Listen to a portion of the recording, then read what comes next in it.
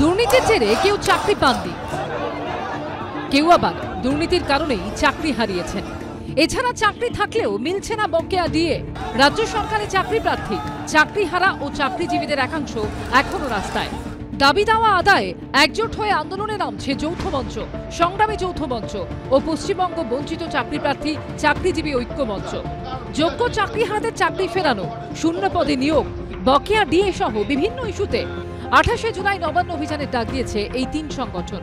আগামী 28 তারিখ আমরা আমাদের যে দাবি দাওয়া ছিল তার সাথে নারী নিরাপত্তা সুনিশ্চিত করতে হবে, যে 22 লক্ষ ওএমআর পাবলিশ করা আর যোগ্যদের সঠিক এবং নির্ভুল তালিকা প্রকাশ, তার সাথে বকেয়া ডিএ, তার সাথে 6 লক্ষ শূন্য পদে মানে স্বচ্ছতার সাথে স্থায়ী নিয়োগ, তার সাথে অনিয়মিত কর্মচারীদের নিয়মিতকরণ।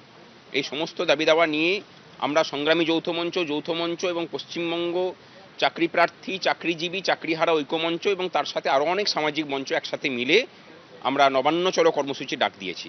বেলা 12টার সময় হাওড়া স্টেশনের সামনে জমায়েত এবং সেখান থেকে আমরা নবান্ন অভিমুখে যাব। 28 জুলাই নবান্ন চলো কর্মসূচির মধ্যে দিয়েই আমাদের ঐক্যবদ্ধ মুভমেন্ট শেষ হবে না। আগামী দিনে আমাদের ন্যায্য অধিকার প্রতিষ্ঠার লক্ষ্যে আগামী দিনে যৌথভাবেই আমরা ঐক্যবদ্ধভাবেই আমাদের হকের দাবি বুঝে নেব। তাতে প্রয়োজনের বৃহত্তর কর্মসূচিতে যেতে হলে নিশ্চয়ই আমরা ঐক্যবদ্ধভাবেই সেই বৃহত্তর কর্মসূচিতে যাব। দাবি দাওয়া আদায়ে রাজ্য সরকারের বিরুদ্ধে চাপ যখন বাড়াচ্ছেন সরকারি কর্মচারী থেকে বঞ্চিত চাকরি প্রার্থীরা, এই আবহেই একই ইস্যুতে রাজ্য সরকারের ভূমিকা নিয়ে প্রশ্ন তুলেছে বিরোধীরা। তারা প্রত্যেকটা পদক্ষেপে হেরে গেছে এবং তারপর বিভিন্ন সময় তারা সময় নষ্ট করেছে, টাইম বাই করেছে। এবারে শেষ মুহূর্তে এসে বলছে আমরা এখন দিতে পারছি না, আমাদের দিলে সরকার শেষ হয়ে যাবে।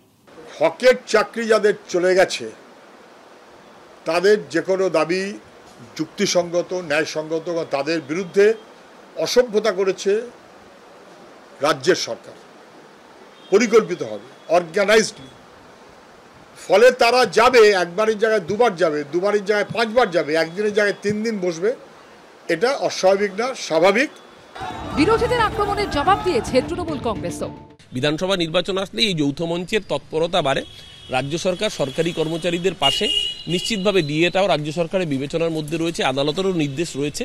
কিন্তু একটা জিনিস বুঝতে হবে, আমাদের রাজ্যের যে প্রাপ্য টাকা, সেই টাকা যদি নরেন্দ্র মোদী সরকার মিটিয়ে দিত তাহলে ডিএ দিতে অসুবিধা হতো না। সংগ্রামী যৌথ মঞ্চকে একবারও বলতে শোনা যায়নি যে রাজ্যের ন্যায্য বরাদ্দর টাকা নরেন্দ্র মোদী মিটিয়ে দিক। তাদের যেদিনকে এই বলার মুরদ হবে সেদিনকে তাদের এই প্রশ্নের উত্তর দেওয়া হবে। সব মিলিয়ে 28 জুলাই নবান্ন অভিযান ঘিরেও তুঙ্গে রাজ্য রাজনীতি। রুমা পাল, শিবাশিস মৌলিক ও সৌমিত্র রায়ের রিপোর্ট, এবিপি আনন্দ।